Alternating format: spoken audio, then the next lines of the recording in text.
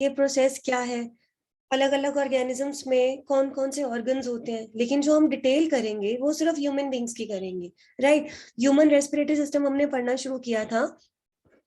सबसे पहले हमने डिस्कस किया था पहले क्या होते हैं एक्सटर्नल लेयर्स, ये ओपनिंग्स। उसके बाद जो ये चैम्बर है जिससे एयर अंदर जाती है, this is known as the nasal chamber. It is divided into 3 part, vestibular, respiratory and olfactory chamber. ध्यान है इनके फंक्शन। ये मतलब एक ये ट्रैक है बेटा, ये चैम्बर है, इसको 3 पार्ट्स में डिवाइड किया गया है। जो फर्स्ट पार्ट है वेस्टिबुलर चैम्बर, ये एयर को फिल्टर करता है। रेस्पिरेटरी चैम्बर क्या करता है, एयर कंडीशनर का काम करता है, ठीक है।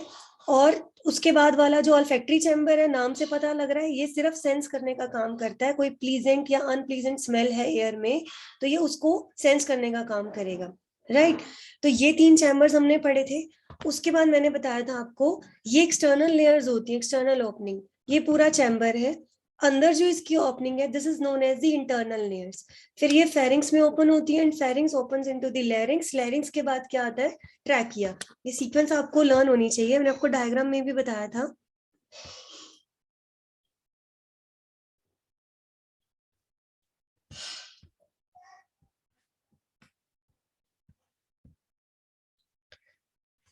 तीन चैम्बर्स के बारे में डिस्कस किया था कि अगर एयर का टेम्परेचर हाई है तो उसको लो करना, और लो है तो हाई करना। ये काम किसका है, रेस्पिरेटरी चैम्बर का। फिल्टर करने का काम वेस्टिबुलर चैम्बर का है, और स्मेल को सेंस करने का काम ऑल्फैक्टरी चैम्बर का है। पूरे नेजल चैम्बर के अंदर थोड़े थोड़े मेम्ब्रेनस फोल्ड्स होते हैं जो सरफेस एरिया को बढ़ाते हैं। उन मेम्ब्रेनस फोल्ड्स को हम कॉन्की कहते हैं, और इनका दूसरा नाम है टर्बिनल्स। बस ये तुम्हें नाम पता होना चाहिए। ये टाइप क्या है, इनका एक कॉमन फंक्शन होता है कॉन्की का। मेम्ब्रेनस फोल्ड्स हैं, ये सिर्फ सरफेस एरिया को बढ़ाते हैं।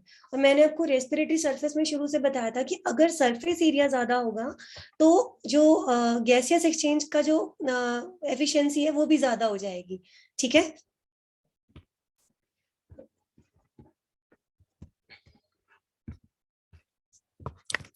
ये ह्यूमन रेस्पिरेटरी सिस्टम है। नॉस्ट्रिल्स है, नॉस्ट्रिल के बाद ये वाला नेजल चैम्बर है। This opens into the pharynx, pharynx open into the larynx। हम यहाँ पे pharynx के बारे में डिटेल डिस्कस नहीं कर रहे हैं because it is a common passage for the food as well as air.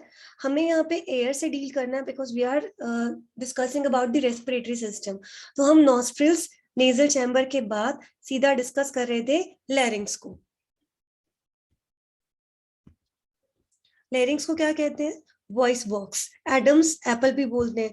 Mail का वॉइस बॉक्स फीमेल के वॉइस बॉक्स से काफी अलग होता है, क्योंकि हम मेल और फीमेल की आवाज में भी फर्क होता है। लैरिंग्स का अगर हम स्ट्रक्चर देखें तो उसमें टोटल 4 कार्टिलेजेस हैं, लेकिन टाइप ऑफ कार्टिलेज 3 है। Thyroid cartilage, cricoid cartilage and arytenoid cartilage. Total number कितना है 4, लेकिन टाइप कितनी है 3। ये कार्टिलेजिनस स्ट्रक्चर हैं जो लैरिंग्स का स्ट्रक्चर मेंटेन करके रखते हैं। आपके थ्रोट रीजन में एक जगह है जहां से आपके एयर पास होती है और ये साउंड प्रोडक्शन में हेल्प करता है। That part is known as the larynx. Male और फीमेल में ये अलग होता है। ये जो कार्टिलेजेस हैं ये सपोर्ट करते हैं सिर्फ उसको, ठीक है। पूजा तुम्हारा क्वेश्चन था एपिग्लॉटिस। हम जब लैरिंग्स का टीएस कट करके देखते हैं, टीएस समझते हो ना, जैसे उसको हम सेंटर से काट के तब देखते हैं तो उसके टीएस में हमें ये 2 वोकल कोड्स दिखाई देती हैं। एक ये रही वोकल कोड और एक ये वाली है। और ये जो बीच की ओपनिंग है this is known as the glottis. Vocal cord as the name indicate, ये साउंड प्रोडक्शन में हेल्प करते हैं। साउंड कब प्रोड्यूस होती है, जब हम हवा को बाहर निकालते हैं। Sound is produce during the exhalation. At that time vocal codes contract. आपके गले के अंदर लैरिंग्स है, ठीक है। लैरिंग्स के अंदर ऐसे वोकल कोड्स प्रेजेंट होती हैं, और वोकल कोड्स के बीच का जो ये एम्प्टी एरिया है this is known as the glottis, right. अब क्या होता है, जैसे हम सिर्फ जो सांस ले रहे हैं वो हमारी वॉइस प्रोडक्शन में भी हेल्प करती है। जब हम एक्सेल करते हैं, हवा जब हम बाहर निकालते हैं, तब वोकल कोड्स जो है वो कॉन्ट्रैक्ट होती हैं। उस टाइम पे वोकल कोड्स इनसाइड मूव करती हैं, और जो ग्लॉटिस है वो नैरो हो जाता है। मतलब ये 2 स्ट्रक्चर हैं, ये कॉन्ट्रैक्ट भी कर सकते हैं, रिलैक्स भी कर सकते हैं। इनके कॉन्ट्रैक्शन रिलैक्सेशन की वजह से ये एरिया बढ़ता और घटता रहता है। This is the glottis, right. तो साउंड प्रोडक्शन के टाइम पे, सांस लेने के टाइम पे ग्लॉटिस के अंदर हमारा खाना ना चला जाए, ठीक है। स्वेलिंग, जब हम खाना निगलते हैं वही खाना गले से होके पेट में जाता है, वही एयर गले से आगे लंग्स में जा रही है, तो वो जो फूड है वो ग्लॉटिस के अंदर ना चला जाए, इसीलिए ग्लॉटिस के ऊपर एक फ्लैप होता है, this is known as the epiglottis. Epiglottis एक फोल्ड, मेम्ब्रेनस फोल्ड है, ठीक है, जो ग्लॉटिस को कवर करके रखता है, ताकि साउंड प्रोडक्शन के टाइम पे, स्वेलोइंग के टाइम पे हमारा जो खाना है वो हमारे वॉइस बॉक्स में ना जाए, ठीक है, वो डाइजेस्टिव सिस्टम में जाना चाहिए। यहाँ पे बड़ा इंपॉर्टेंट क्वेश्चन बनता है कि साउंड इनहेलेशन के टाइम पे प्रोड्यूस होती है या एक्सहेलेशन के टाइम पे, then the answer is during the exhalation, ठीक है। वाइब्रेशन होती है वोकल कॉर्ड्स के अंदर, जब आप बोलते हो अपने गले को टच करके देखना, यहाँ पे आपके गले में जो सेंटर में थोड़ा सा उठाव होता है, वहां वाइब्रेशंस फील भी होती हैं, that is because of the vocal cords, right. Male और फीमेल में थोड़ी अलग होती है, मेल में ज्यादा डेवलप होती है, फीमेल में कम डेवलप होती है। लैरिंग्स जो है वो किसमें ओपन होता है फिर, ट्रैकिया के अंदर। रेस्पिरेटरी सिस्टम का हम थर्ड पार्ट पढ़ने जा रहे हैं, that is the trachea. We discussed about the nasal chamber, then we discussed about the larynx. तुम्हें नेजल चैम्बर और लैरिंग्स की डिटेल आनी चाहिए। अब ये ब्लू रीजन दिख रहा है, साथ साथ रिप्लाई करते रहो बेटा। पहले ये पिंक पिंक सा पार्ट दिख रहा था, अब ये जो ब्लू रीजन है, दिस इज द ट्रैकिया। अब हम लंग्स के बहुत करीब पहुंच गए हैं। ट्रैकिया की एक स्पेशलिटी होती है कि इसमें रिंग्स होते हैं, छल्ले छल्ले से दिखाई देते हैं, ठीक है। This is the trachea. Trachea आगे जाके बाइफरकेट हो जाएगा। बाइफरकेट का मतलब होता है दो पार्ट में डिवाइड होना, ठीक है, और each part will join the lung. दो लंग्स होते हैं हमारे, left lung this one and the right lung. Trachea bifurcate होके दोनों लंग्स को ज्वाइन करेगा, तो third part is trachea.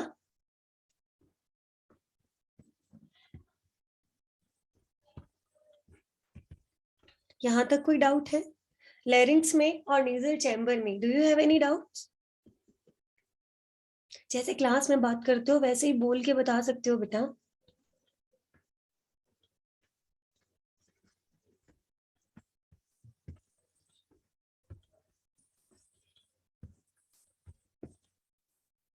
Ma'am vocal cord में आगे भी नहीं दो टाइप। पढ़ाऊंगी जब तक तुम ठीक से रिस्पॉन्ड नहीं करोगे।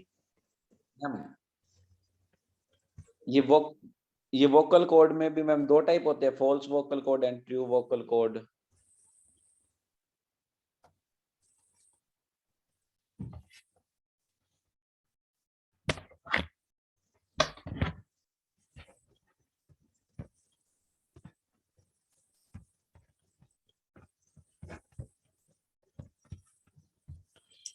अभी तक हम पढ़ रहे हैं जो एयर है एटमॉस्फेयर से कहाँ एंटर करती है, हमारे नोज के अंदर,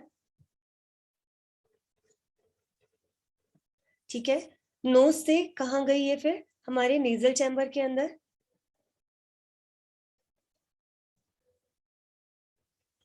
नेजल चैम्बर में तीन पार्ट है, vestibular chamber, respiratory chamber and olfactory chambers. Vocal cords में टाइप्स नहीं है बेटा, वोकल कॉर्ड्स दो टाइप की होती, दो नंबर दो होते हैं इनके, मेल और फीमेल में ये अलग अलग टाइप की होती हैं। टोटल हम कहें वोकल कॉर्ड्स कितने टाइप की हैं, तो हाँ आप कह सकते हो दो टाइप्स की हैं, मेल में अलग है और फीमेल्स में अलग है, ठीक है। नेजल चैम्बर से ये जो एयर है वो कहाँ आती है, पहले फेरिंग्स में, क्योंकि ये कॉमन पैसेज है। फेरिंग्स के बाद ये कहाँ जाती है, लैरिंग्स में, ठीक है। लैरिंग्स में साउंड प्रोडक्शन भी एयर की वजह से ही होता है। लैरिंग से अब ये एयर कहाँ पहुंचेगी, ट्रैकिया के अंदर। मेरे नोटपैड में दिक्कत है तभी मैं प्रॉपरली लिख नहीं पा रही हूँ। एटमॉस्फेयर से एयर नोज में आती है, नोज से नेजल चैम्बर में, नेजल चैम्बर से फेरिंग्स। फेरिंग्स को हम डिस्कस नहीं कर रहे हैं, this is the common passage for the food and air. उसके बाद ये कहाँ आई, लैरिंग्स में, लैरिंग्स के बाद ट्रैकिया में, ट्रैकिया से फिर के लंग्स में आ जाएगी। नेक्स्ट जो हम डिस्कस करने जा रहे हैं, this is the trachea. Trachea जो है इसकी जो अपीयरेंस होती है वो एक रिंग्स होते हैं, ये देख रहे हो बीच में रिंग लाइक स्ट्रक्चर्स हैं। This is lined with the ciliated epithelium supported by the cartilaginous ring. हमारी बॉडी में क्या होता है, आपके फ्रंट पे चेस्ट में सबसे आगे एक पाइप है ट्रैकिया। ट्रैकिया के पीछे एक पाइप होती है, that is the oesophagus. Oesophagus के पीछे एक वर्टिकल स्ट्रक्चर है, this is the vertebral column. हमारी बॉडी में चेस्ट से लेके बैक तक ठीक है। इस बीच में 3 वर्टिकल रीजन्स है जो फ्रंट पे है आपकी चेस्ट में। दिस इज द ट्रैकिया, जहां से आप सांस लेते हो। जस्ट उसके पीछे ईसोफेगस होता है, ठीक है। ईसोफेगस के पीछे वर्टिब्रल कॉलम है, आपकी जो रीढ़ की हड्डी होती है, वर्टिब्रास, जो हमने पहले भी डिस्कस किए थे, डिस्क होती है जहां। तो ये आपकी बॉडी में ऐसे 3 वर्टिकल स्ट्रक्चर्स है, एक के पीछे एक है। हम लोग ट्रैकिया डिस्कस कर रहे हैं। ट्रैकिया में क्या होता है, सेंटर में यहाँ फ्रंट पे रिंग्स होते हैं बहुत सारे, और ये जो रिंग्स होते हैं ना, ये कंप्लीट नहीं होते। ये स्ट्रक्चर देख रहे हो, ये रिंग कंप्लीट सर्कुलर नहीं है, हाफ है, सी शेप्ड रिंग है। रीजन क्या है बेटा, ये जो ट्रैकिया होता है ना, इसको बैक साइड से तो ईसोफेगस और वर्टिब्रल कॉलम दोनों की सपोर्ट मिल रही है, लेकिन इसको फ्रंट से कोई सपोर्ट नहीं होती। चेस्ट रीजन में सबसे पहले आपका ट्रैकिया है, ट्रैकिया के पीछे ईसोफेगस है, ईसोफेगस के पीछे वर्टिब्रल कॉलम है। आप जब अपनी बैक पे हाथ लगाते हो, आपको सेंटर में एक हार्ड सी बोन नजर आती है, बिल्कुल सेंटर में, स्पाइनल कोड जिसको हम बोलते हैं, वर्टिब्रल कॉलम, ठीक है। ट्रैकिया का क्या है कि इसके पीछे तो ये 2 सपोर्ट है, ईसोफेगस और वर्टिब्रल कॉलम, लेकिन फ्रंट पे कोई सपोर्ट नहीं है। फ्रंट पे ये सी शेप रिंग होते हैं। तभी ये जो रिंग होते हैं, ये आधे आधे हैं, मतलब पूरा राउंड नहीं है, सी शेप है। फ्रंट पे सपोर्ट देने के लिए ट्रैकिया को पीछे से सपोर्ट तो वैसे भी मिल रही है, ईसोफेगस की और वर्टिब्रल कॉलम की, राइट। ये जो रिंग होते हैं, this is the trachea is a tube like structure, 10 to 11 centimetre long होता है, चाहे मेल हो या फीमेल हो, सब में सेम रहेगा। रिंग्स वेरिएबल होते हैं इसके अंदर। हाँ, ट्रैकिया का जो साइज है थोड़ा बहुत हमारी हाइट पे डिपेंड करता है, ठीक है। On an average 10 to 11 centimetre ये लॉन्ग होता है। इसमें जो रिंग्स होते हैं, ये रिंग देख रहे हो, ये नंबर भी वेरी करते हैं। Ring is anteriorly complete but posteriorly not connected. इसका मतलब है बेटा सी शेप्ड रिंग है, ऐसी आगे से जुड़े हुए, पीछे से जुड़े हुए नहीं है। And the reason is trachea को बैक साइड पे ईसोफेगस और वर्टिब्रल कॉलम की सपोर्ट है, बट फ्रंट से कोई सपोर्ट नहीं होती, तो फ्रंट से ये रिंग इसको सपोर्ट करते हैं, ठीक है। ट्रैकिया को हम क्या बोलते हैं, विंड पाइप। ईसोफेगस को बोलते हैं हम फूड पाइप। अब क्या होता है कि आपने, हम नाक से मुंह से सांस लेते हैं, खाना खाते हैं, माउथ से अंदर जाता है, आपकी जो एयर होगी वो तो ट्रैकिया में आ जाएगी, आपका जो फूड होगा वो किस में चला जाएगा, ईसोफेगस में।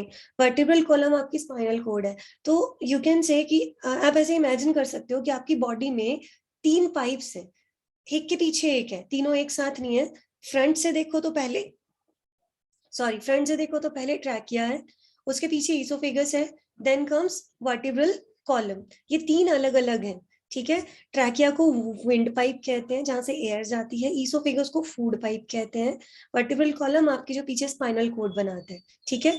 अब इसमें बहुत सारे क्वेश्चंस बनते हैं बेटा, ट्रैकिया की अपीयरेंस कैसी होती है, ट्रैकिया कब आता है, लैरिंग्स के बाद क्या आता है, ट्रैकिया। ट्रैकिया में रिंग लाइक स्ट्रक्चर्स होते हैं, राइट। ये अब आगे एयर को लंग्स तक लेकर जाएगा। इसकी जो लेंथ होती है on an average 10 to 11 centimetre है। रिंग्स का जो नंबर है वो वेरी कर सकता है। ये रिंग्स जो होते हैं ना, ये हाफ रिंग्स है, मतलब सी शेप में होते हैं, आगे से पूरे पीछे से कंप्लीट नहीं है। रिंग्स का काम होता है सिर्फ ट्रैकिया को सपोर्ट करना। ट्रैक हमारी बॉडी में 3 ऐसे पाइप्स लाइक जैसे स्ट्रक्चर होते हैं। फ्रंट से देखो तो चेस्ट में आपके ट्रैकिया है, जस्ट उसके पीछे ईसोफेगस है, उसके पीछे वर्टिब्रल कॉलम है। तो ट्रैकिया को बैक साइड से 2 की सपोर्ट है, लेकिन फ्रंट से कोई सपोर्ट नहीं है, इसीलिए रिंग फ्रंट से सपोर्ट करते हैं, ठीक है। ट्रैकिया को हम विंड पाइप कहते हैं और ईसोफेगस को हम फूड पाइप कहते हैं, राइट। अब क्या होता है, इसके बाद ट्रैकिया जो है वो 2 ब्रांचेस में डिवाइड हो जाते हैं, राइट ब्रोंकस, लेफ्ट ब्रोंकस। यहाँ देखो ध्यान से, इन दिस डायग्राम, ये देख रहे हो, दिस इज द ट्रैकिया। ये 2 ब्रांच में डिवाइड हो गया। जो तो लेफ्ट लंग में जाएगा उसको हमने कहा लेफ्ट ब्रोंकस, जो राइट लंग में जाएगा इसको हमने कहा राइट ब्रोंकस। यहाँ नाम दिया हुआ है ना, समझ आ रहा है इतना।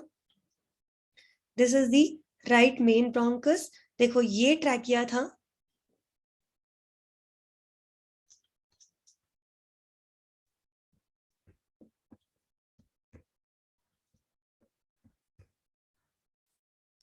ये मेन ब्रोंकस है। अब ये जो ट्रैकिया है यहां से आ रहा था और 2 पार्ट में डिवाइड हो गया, राइट। तो जो ये वाला पार्ट जो लेफ्ट लंग में गया, इसको हमने कहा लेफ्ट मेन ब्रोंकस, ठीक है। और ये वाला पार्ट जो राइट लंग में जा रहा था, इसको हमने क्या कहा, राइट मेन ब्रोंकस।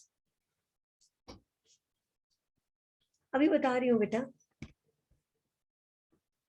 इन दोनों में डायग्राम में पता लग रहा है, इनकी शेप में फर्क होता है, ठीक है। ये मैंने सिर्फ समझाने के लिए बताया था कि हम डायग्राम में लेफ्ट और राइट किसको कहते हैं, ये अपने नोट्स में मेंशन नहीं करना तुमने।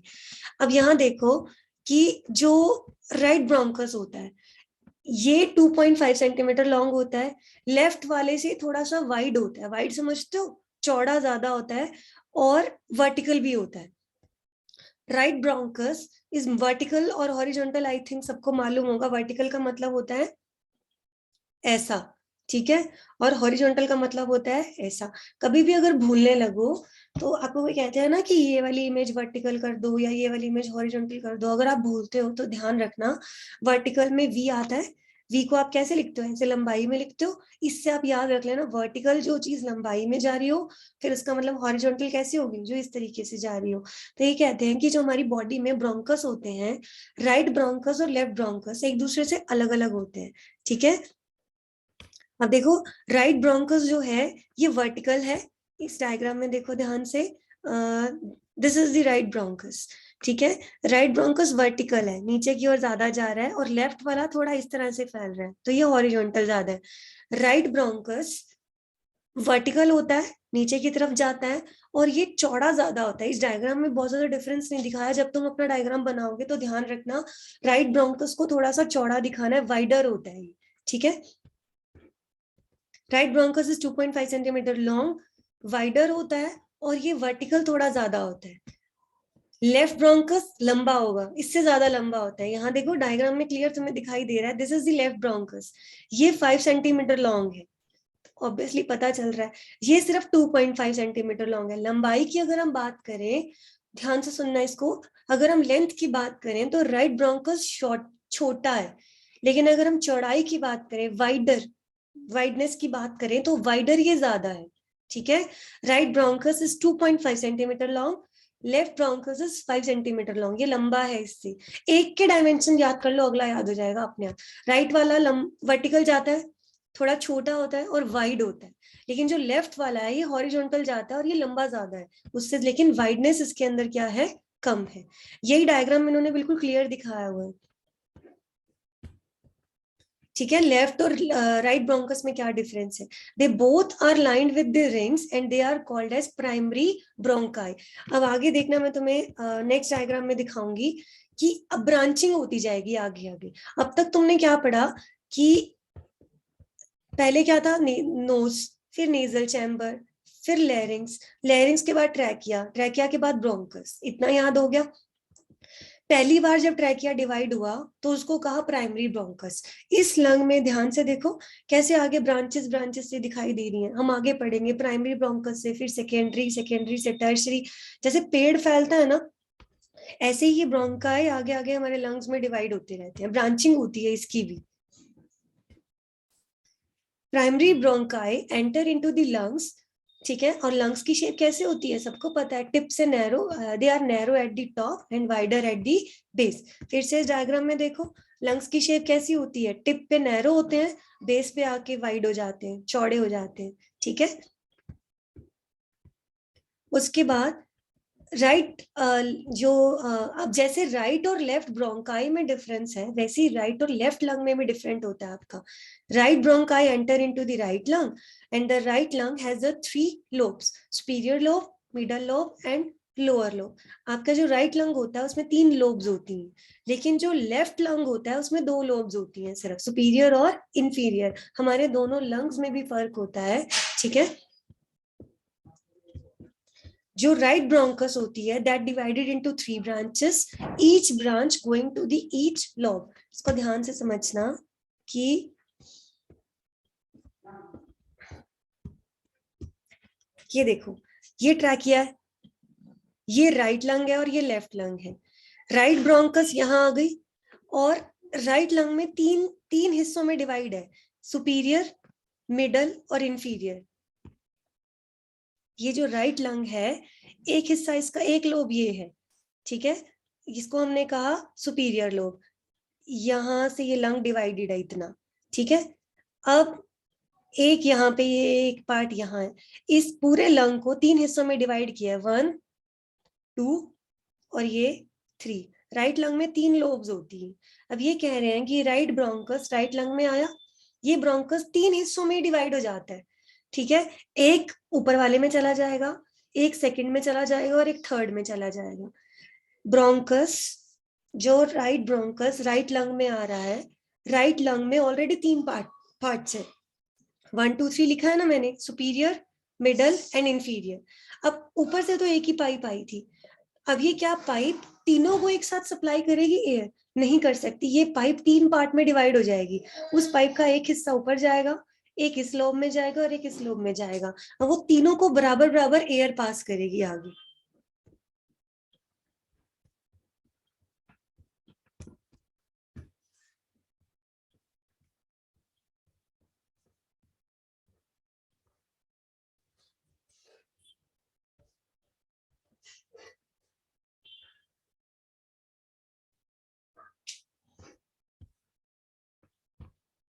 यहां तक कुछ समझ में आ रहा है?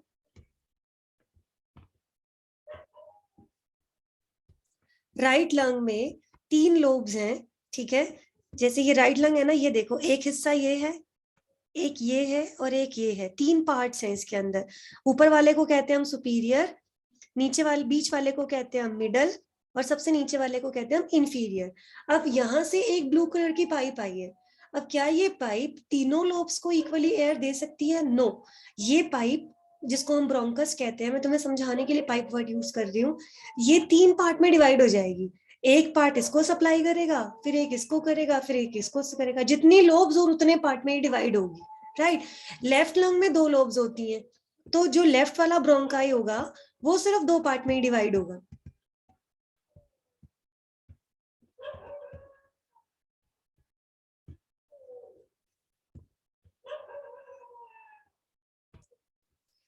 लेफ्ट में 2 लोब्स होती हैं, तो लेफ्ट ब्रोंकाई जो होता है इसको 2 पार्ट में डिवाइड करना पड़ेगा, ठीक है।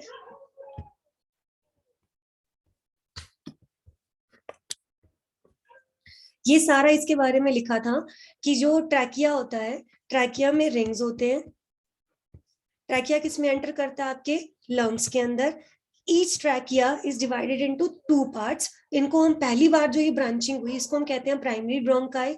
ये जो रिंग्स होते हैं इनकी खासियत है कि ये फ्रंट से कवर्ड होते हैं, पीछे से कवर्ड नहीं होते। हमारी बॉडी में सबसे आगे ट्रैकिया है, उसके पीछे ईसोफेगस है, फिर उसके पीछे वर्टिब्रल कॉलम है। मतलब क्या होता है, आप फ्रंट से फील करोगे ना तो आपको ट्रैकिया हार्ड हार्ड फील होता है, बैक साइड से आपको रीढ़ की हड्डी फील होती है। इन दोनों के बीच में ईसोफेगस है। ये विंड पाइप है, ये फूड पाइप है, और ये स्पाइनल कोड का काम करती है, ठीक है। ट्रैकिया को पीछे से दोनों की सपोर्ट है, लेकिन फ्रंट से जो सपोर्ट है वो सिर्फ रिंग्स दे सकते हैं, राइट। इतना क्लियर हो गया? आपको क्वेश्चन आ सकता है ट्रैकिया की लेंथ कितनी है? ट्रैकिया में जो रिंग्स होते हैं वो सी शेप्ड क्यों होते हैं, पूरे पूरे क्यों नहीं होते? एक इसका आंसर आपको करना हो सकता है। ट्रैकिया आगे 2 ब्रोंकाई में डिवाइड होता है, राइट और लेफ्ट ब्रोंकाई। ये नोट्स में मत लिखना है, सिर्फ समझाने के लिए था कि राइट और लेफ्ट किसको कहते हैं। राइट और लेफ्ट ब्रोंकाई लेंथ में, वाइडनेस में अलग अलग होते हैं, पोजीशन इनकी अलग अलग है। ज्यादा लंबा कौन सा है? लॉन्ग है लेफ्ट वाला, एल से ध्यान रख लेना, ये लॉन्ग रहता है ज्यादा, वो वाला थोड़ा शॉर्ट रहता है। ये नैरो है और ये हॉरिजॉन्टल है, ठीक है। अब क्या है, राइट ब्रोंकाई राइट लंग में एंटर कर गया और लेफ्ट ब्रोंकाई लेफ्ट लंग में एंटर कर गया। आगे वो आगे डिवाइड हो जाता है, कितनी बार डिवाइड होगा वो लोब्स पे डिपेंड करता है। किसी लंग में 2 लोब्स हैं तो वो ब्रोंकाई 2 पार्ट में डिवाइड होगा। अगर किसी में 3 लोब्स हैं तो वो 3 पार्ट में डिवाइड होगा, ठीक है। तो there is a depression in the left lung which is known as the cardiac notch. हमारी चेस्ट में ही लंग्स है, हमारी चेस्ट में ही हमारा हार्ट है, ठीक है। तो लेफ्ट लॉन्ग लंग जो होता है ना, यहाँ पे एक डिप्रेशन होता है, नोच होती है। नोच का मतलब होता है खड्डा, डिप्रेशन, जहां पे हमारा हार्ट होता है, इसीलिए उसको हम कहते हैं कार्डियक नोच। कार्डियक का मतलब होता है दिल। ये देखो जो मैंने यहाँ डायग्राम बनाया था, लेफ्ट लंग हमेशा थोड़ा सा चौड़ा ज्यादा होता है, और सॉरी राइट, लेफ्ट वाला नैरो रहता है। यहाँ ध्यान से देखो, ये वाला जो ब्रोंकाई आ रहा था ये 3 पार्ट में डिवाइड हुआ है, 1 2 3, क्योंकि यहाँ पे 3 लोब्स है। यहाँ से जो ब्रोंकाई आ रहा था ये 2 में डिवाइड हुआ है, क्योंकि यहाँ तो सिर्फ 2 ही लोब्स है, राइट। दूसरा, लेफ्ट लंग में एक छोटा सा ऐसे डिप्रेशन दिखाई देता है, खड्डा सा दिखाई देता है, यहाँ हमारा दिल होता है, हार्ट होता है, ठीक है। इसीलिए इसीलिए इसको क्या कहते हैं? कार्डियक नोच। लैरिंग्स था, इससे पहले हमारा नेजल चैम्बर और वो सब था। लैरिंग्स में से एयर जाती है, वहां पे फूड ना चला जाए, इसीलिए उसको कवर कौन करके रखता है, एपिग्लॉटिस। ठीक है, फिर आ गया ट्रैकिया, ट्रैकिया में रिंग्स है, ट्रैकिया डिवाइड हो गया ब्रोंकाई में, ब्रोंकाई फिर आगे डिवाइड होते हैं। ठीक है, लेफ्ट लंग के अंदर एक यहाँ पे छोटा सा डिप्रेशन होता है, this is known as cardiac notch. Lungs के जिस पॉइंट पे ब्रोंकस ऐड करते हैं, एंटर करते हैं, that point is known as the hilum. ठीक है, ये जैसे आ रहे थे, और यहाँ जहां लंग्स में जिस पॉइंट पे ये एंटर करे उस हिस्से को हम क्या कहते हैं, हाइलम। मैं एक बार ये एनिमेशन में दिखाती हूँ तुम्हें।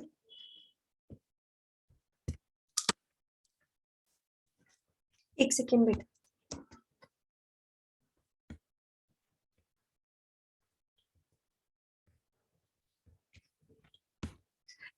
इतना समझ में आया?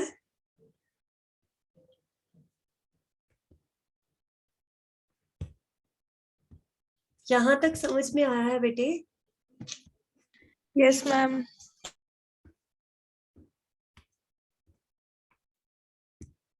खुद से रीड करोगे तो यकीन मानो बहुत बहुत इंटरेस्टिंग लगेगा और अच्छे से समझ भी आएगा।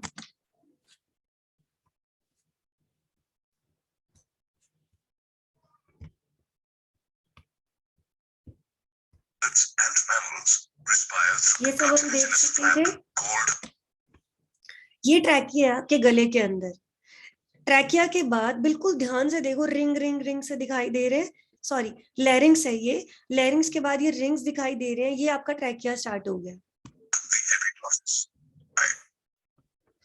ये देखो, हमारी चेस्ट को फ्रंट से हम देखते हैं तो ये ट्रैकिया आ रहा है। ठीक है, ट्रैकिया दो पार्ट में डिवाइड हो जाता है। यहाँ तो इन्होंने लॉन्ग और शॉर्ट का डिफरेंस दिखाया नहीं है, ये प्राइमरी ब्रोंकाई है। प्राइमरी ब्रोंकाई आगे जब डिवाइड होगा तो डिपेंड करता है लेफ्ट लंग है या राइट लंग है, वो उसके आगे उसके हिसाब से डिवाइड करेगा, जितनी लोब्स होंगे उतनी बार वो डिवाइड करेगा।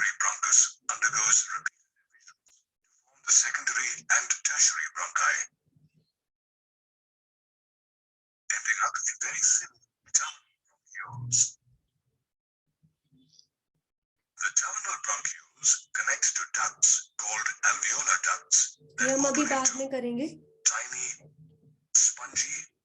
air-filled sacs called alveoli, which look almost like a bunch of grapes.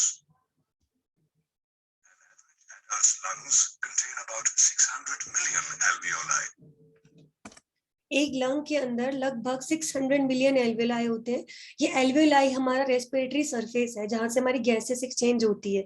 जब निमोनिया हो जाता है, निमोनिया पता है ना, लंग्स की बीमारी होती है, तो उसमें कोविड भी एक टाइप का निमोनिया ही है। निमोनिया में क्या होता है, एल्वेलाई के अंदर पानी भर जाता है, तभी वो गैसेस एक्सचेंज नहीं हो पाता। Each alveolus is covered by thin and fragile blood capillaries, which combine to form the pulmonary vein. ये सब आगे आएगा अभी।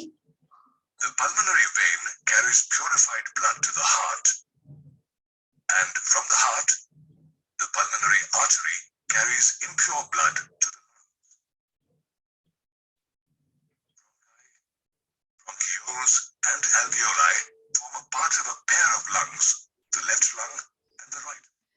देखो फर्क दिख रहा है, ये लेफ्ट लंग है, ये राइट लंग है बेटा। लेफ्ट वाला थोड़ा वो होता है, मतलब साइज में थोड़ा छोटा रहता है, और राइट वाला बड़ा रहता है। अब यहाँ ध्यान से देखो, राइट लंग में 3 लोब्स हैं, ये हिस्सा, फिर ये हिस्सा, और फिर एक ये वाला, 3 लोब्स है, लेकिन लेफ्ट में 2 ही है। तो मुझे बताओ, ये वाला जो ब्रोंकाई होगा, ये कितनी सेकेंडरी, अब जो ये प्राइमरी है, पहली बार जब ट्रैकिया डिवाइड हुआ तो प्राइमरी, अगली बार डिवाइड होगा तो सेकेंडरी, उसके बाद दोबारा डिवाइड होगा तो टर्शरी। अब ये 3 हिस्सों में डिवाइड होगा, एक यहाँ जाएगा, एक यहाँ जाएगा, और एक यहाँ जाएगा। इसकी 2 लोब्स है, ये 2 ही बार डिवाइड होगा, एक यहाँ और एक यहाँ। The left lung has 2 lobes and is slightly smaller because of the location of the heart near it. The right lung is bigger with 3 lobes.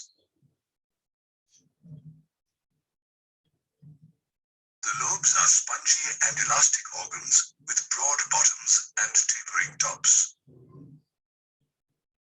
Each lung is enclosed by 2 membranes, the outer pleural membrane and the inner pleural membrane. The outer pleural membrane is in close contact with the thoracic lining, whereas the inner pleural membrane is in contact with the lung surface.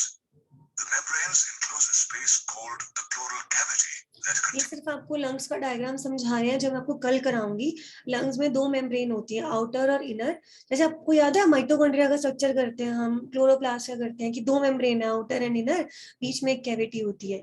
In the similar way इसमें भी ऐसा ही, बाहर की membrane है, एक अंदर की membrane है, बीच में जो कैविटी है उसको हमने क्या कहा है, pleural cavity. This we will discuss tomorrow. कल मैं एक बार डायग्राम बता के फिर इसका एनिमेशन दिखाऊंगी, फिर तुम्हें ज्यादा अच्छे से समझ में आएगा। यहाँ तक कि अपने प्लीज नोट्स कंप्लीट कर लीजिएगा, उसके बाद कोई दिक्कत है तो मुझे बता देना। ये एक चीज बता रही थी, जो लंग्स होते हैं they are situated in the thoracic cavity. Thoracic region होता है हमारा, जो चेस्ट वाला रीजन होता है, this is the thoracic cavity. ठीक है, यहाँ पे नीचे लंग्स के नीचे ये जो स्ट्रक्चर दिख रहा है, सी शेप आर्क दिख रही है, मस्कुलर डायफ्राम होती है। ये मस्कुलर डायफ्राम क्या होता है कि आपकी छाती में जो जहां पे लंग्स है, अपर रीजन, उसको कहते हैं आप थोरैसिक कैविटी, और जो नीचे वाला रीजन है उसको हम कहते हैं एब्डोमिनल कैविटी। थोरैसिक को एब्डोमिनल कैविटी से सेपरेट कौन करता है, मस्कुलर डायफ्राम।